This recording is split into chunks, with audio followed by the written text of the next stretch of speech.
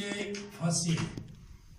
यहाँ कैदियों को जो मुखर कैदी हुआ करते थे, जिनको सजा मौत दी जाती थी, उनको यहाँ फांसी तोड़ी जाती थी। एक ये बना रखा है फांसी का, और एक ये फांसी का।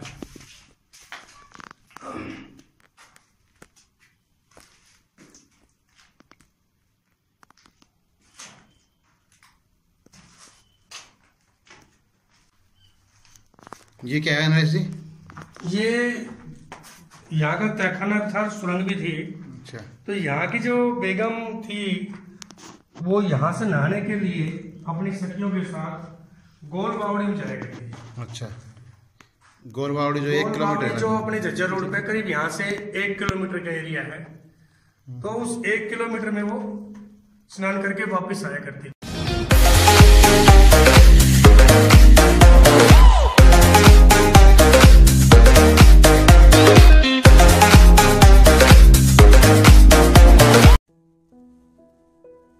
अपनी बदहाली पर आंसू बहाता हुआ यह शानदार प्रवेश द्वार हरियाणा राज्य के गुरुग्राम जिले के ऐतिहासिक शहर फर्रुखनगर का दिल्ली दरवाजा है।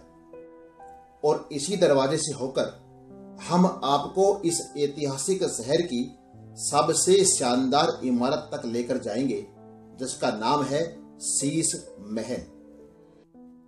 मुगल बादशाह फर्रुखसियार के विश्वसनीय गवर्नर रहे शांतनु मारवाड़ी को तत्कालीन मुगल बादशाह मोहम्मद शाह रंगीला ने दिल्ली के साथ लगते और नमक व्यापार का प्रमुख केंद्र रहे इस इलाके की जागीर सौंपी थी, जिसने 1732 ईस्वी में फौजदार खान के नाम से फर्रुखनगर शहर की स्थापना की। ऐतिहासिक दस्तावेजों के अनुसार फौजदार खान ही फर्रुखनगर के पहले नवाब थे। उनसे पहले यह इलाका बलोच शासकों के अधिकार क्षेत्र में रहा था।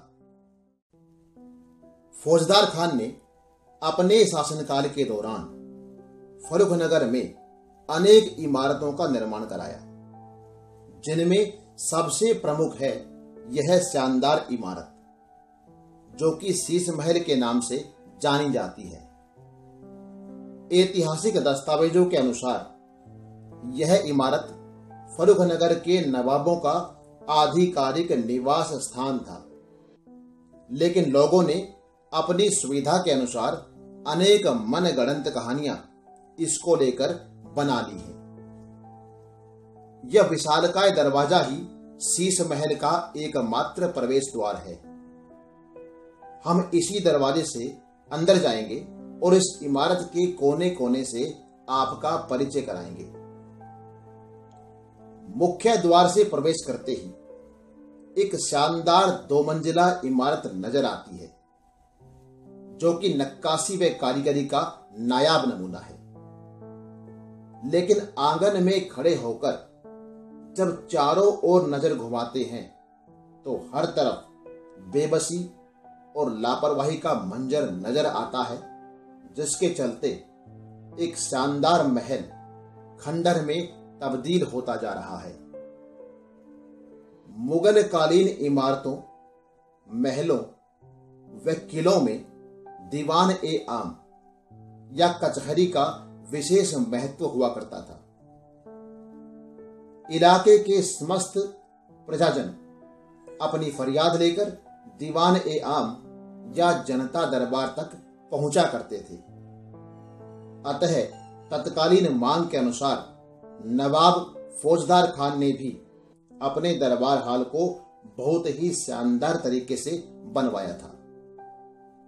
लगभग 300 साल गुजरने के बाद भी यह इमारत उतनी ही शान से खड़ी है जितनी यह अपने निर्माण के समय रही होगी। इस इमारत की छत में कभी शीशों का बारीक काम रहा होगा, लेकिन वर्तमान में शीशों के स्थान पर लकड़ी की नक्काशीदार छत देखने को मिलती है, जो कि बाद में लगाई गई होगी। दीवान ए आम या जनता दरबार के साथ ही 2 कमरों की एक छोटी सी जेल या कैदखाना बनाया गया है।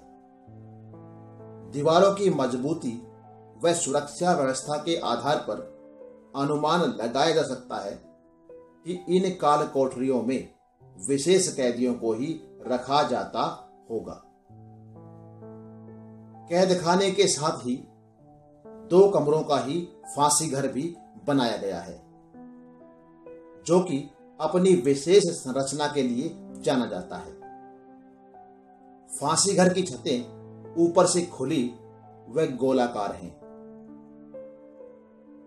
शीश महल की मुख्य इमारत के नीचे 2 तहखाने बनाए गए हैं, जिनमें से एक सुरंग निकाली गई है, जो कि शीश महल से लगभग 1 किलोमीटर दूर प्रसिद्ध व ऐतिहासिक गोल बावड़ी तक जाती है, जिसका उपयोग बावड़ी के जल का प्रयोग करने के लिए व संकट के समय में किले व महल से बाहर निकलने के लिए किया जाता होगा।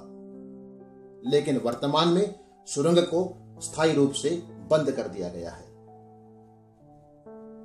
महल के परिसर में एक छोटी सी नहर बनाई गई है तथा दरबार हाल के सामने ही छोटा सा जलकुंड भी बनाया गया है, जिनका उपयोग महल में पानी की व्यवस्था करने और फव्वारों को चलाने के लिए किया जाता होगा। शीश महल के मुख्य द्वार के पास ही एक कुआं बना है, जिसमें ऊंटों व बैलों के द्वारा रहट चलाकर महल में पानी की आपूर्ति की जाती थी।